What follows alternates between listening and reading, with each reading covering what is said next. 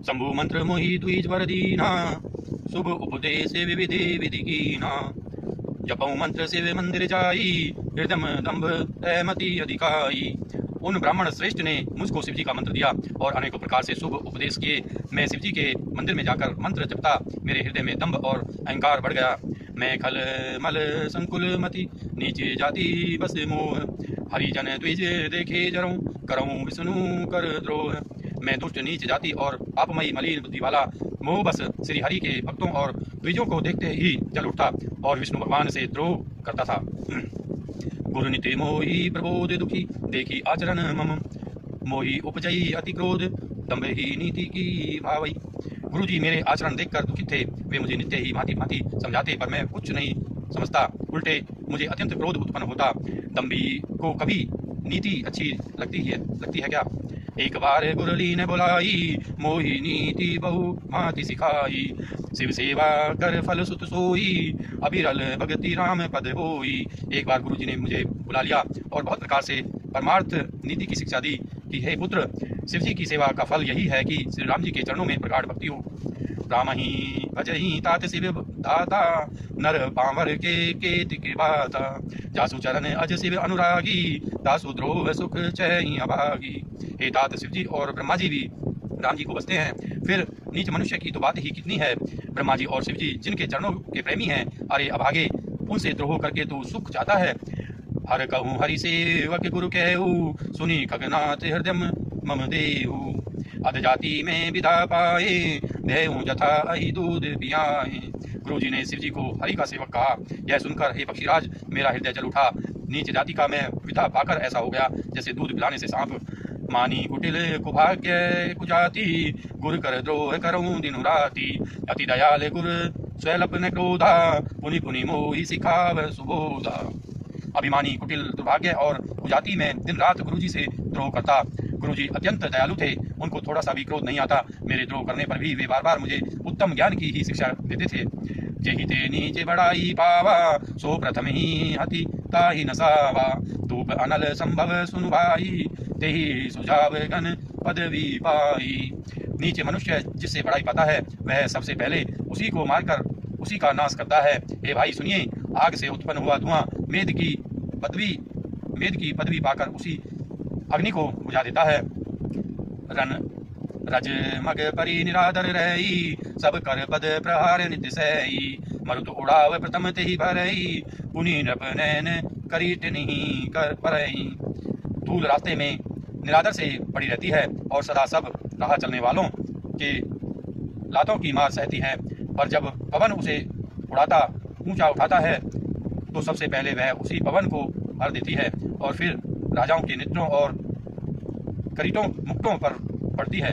सुनो खगपति अस समुझी प्रसंगा, बुध नहीं करही अधम कर संगा।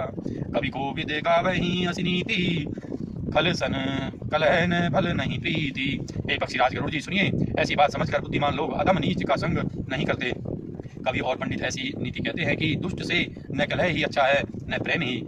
उदासीन नित्य रही है गोसाई, खल परिहरिय स्वान की नाई। मैं कल हृदय कपट कुटिलाई, गुरु हित कहिन मोहि सुहाई।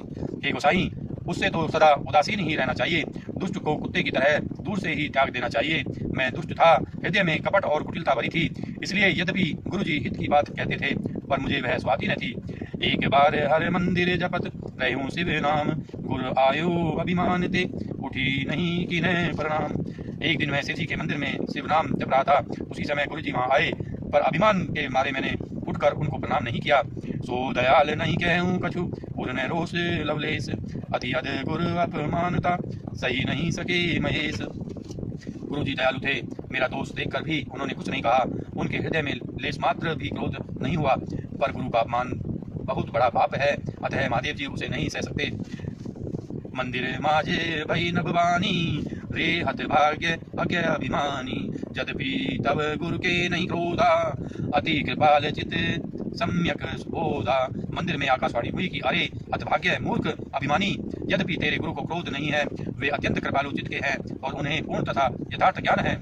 तदपि साप सठ देहूं तो ही, नीति विरोध सुहाई न मोही। जो नहीं दंड करूं खल दूरा, भ्रष्ट हुई रुति श्रुति मार्ग मोरा। तो भी हे मूर्ख तुझको मैं साथ दूंगा, क्योंकि नीति का विरोध मुझे अच्छा नहीं लगता। अरे दुष्ट, यदि मैं तुझे दंड न दूं तो मेरा वेद मार्ग भी भ्रष्ट हो जाए। जे सठ गुरु सन ईर्षा करही, रो रव नरक कोटि जुग परही। त्रिजग जोनि पुनि धरहि शरीरा, अयुत जन्म भरी पावहि पीरा। जो मूर्ख गुरु से ईर्षा करते हैं वे करोड़ों युगों तक रौरव नरक में पड़े रहते हैं। फिर वहां से निकलकर वे तिर्यक पशु पक्षी आदि योनियों में शरीर धारण करते हैं और 10,000 जन्मों तक दुख पाते रहते हैं। बैठी रहे सी अजगर इव पापी, सर्प हुई खल मल मति व्यापी।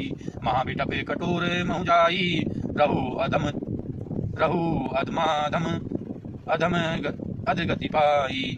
अरे पापी, तू गुरु के सामने अजगर की भांति बैठा रहा। रे दुष्ट, तेरी बुद्धि पाप से ढक गई है, अतः तू सर्प हो जा। और अरे अधम से भी अधम, इस अधोगति सर्प की नीची योनि को पाकर किसी बड़े भारी पेड़ के खोखले में जाकर रहे।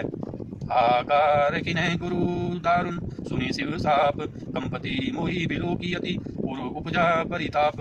शिव जी का भयानक साप सुनकर गुरु जी ने हाहाकार किया। मुझे कांपता हुआ देखकर उनके हृदय में बड़ा संताप उत्पन्न हुआ। करी दंडवत सप्रेम द्विज, शिव सन्मुख कर जोरी। विनय करत गद गद स्वर, समुझी गोए मति मोरी। प्रेम सहित दंडवत करके वे ब्राह्मण शिव जी के सामने हाथ जोड़कर मेरी भयंकर गति दंड का विचार कर गदगद वाणी से विनती करने लगे। दोस्तों, उम्मीद करता हूँ ये वीडियो आपको पसंद आई होगी। अगर ये वीडियो आपको पसंद आई है तो लाइक कीजिए, हमारे चैनल को सब्सक्राइब कीजिए। मिलते हैं अगली वीडियो के साथ, तब तक के लिए आप स्वस्थ रहिए, मस्त रहिए। धन्यवाद दोस्तों, जय हिंद।